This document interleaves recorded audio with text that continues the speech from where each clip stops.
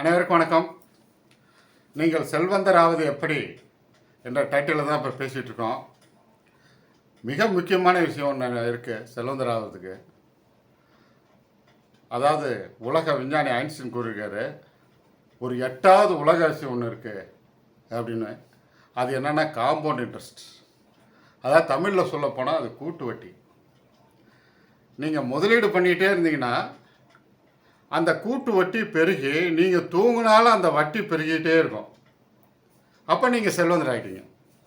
அதே போல் தான் நீங்கள் கடன் வாங்கினாலும் அந்த வட்டி குட்டி போட்டு கூட்டு வட்டியால் நீங்கள் ஏழையாகிடுவீங்க. நீங்கள் செல்வந்தராக போகிறீங்களா ஏழையாக போகிறீங்களா நீங்கள் தான் தீர்மானிக்கணும்.